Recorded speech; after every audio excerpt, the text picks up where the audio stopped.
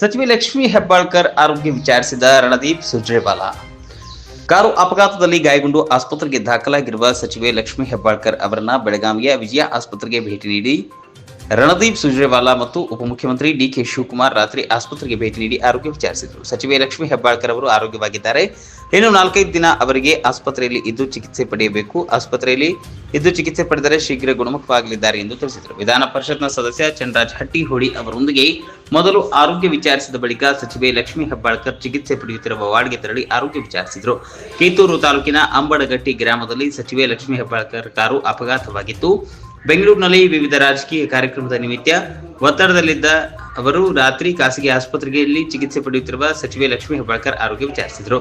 AICC ಪ್ರಧಾನ ಕಾರ್ಯದರ್ಶಿ ಹಾಗೂ ರಾಜ್ಯ ಕಾಂಗ್ರೆಸ್ ಉಸ್ತುವಾರಿಗಳಾದ ರಣದೀಪ್ ಸಿಂಗ್ ಸುರ್ಜೇವಾಲಾ ಹಾಗೂ ಉಪಮುಖ್ಯಮಂತ್ರಿಗಳಾದ ಡಿಕೆ ಶಿವಕುಮಾರ್ ಅವರು ಬೆಳಗಾವಿಯ ವಿಜಯ ಆಸ್ಪತ್ರೆಗೆ ಭೇಟಿ ನೀಡಿ ರಸ್ತೆ ಅಪಘಾತದ ಕುರಿತು ಮಾಹಿತಿ ಪಡೆದು ಆರೋಗ್ಯ ವಿಚಾರಿಸಿದರು. ಈ ಸಂದರ್ಭದಲ್ಲಿ ಮೈಸೂರಿನ ಸುತ್ತೂರು ಮಠದ ಶ್ರೀ ಶಿವರಾತ್ರಿ ದೇಶಿ ಕೇಂದ್ರ ಮಹಾಸ್ವಾಮಿಗಳು ಉಪಸ್ಥಿತರಿದ್ದರು. It's not a problem. God has been very kind. I saw the car. Anything could have happened. I think all the airbags is open.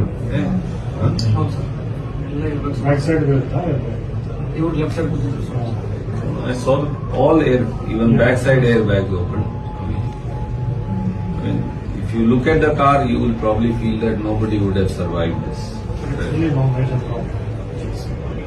It's all your blessings. God was very kind.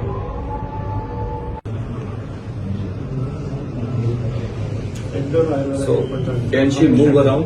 No problem. Or she got the L1 and L4 competition fracture. She has to be in the Does she? I asked whether you've only done an MRI, but have we done a CT scan or not? They said tomorrow. Obviously, have to move her to the down CT scan. But is the fracture visible in? Yes, sir. Visible in MRI. Visible in. Then she will have to. Operation ಆಗಿಲ್ಲ sir. ಅಲ್ಲಿ headline fracture ಐತಿ.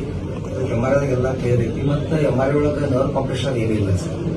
ಅದ್ರ ಸಲುವಾಗಿ just giving antibiotics ಅಂತ fracture. Hockey sir. Is there some kind of nerve compression? No, so you can see. No, That's very good. Yes, sir. I'm displaced. That's very good. Is there any narrowing of gap because of the fracture? Nothing. That's good. You'll be fine. No problem.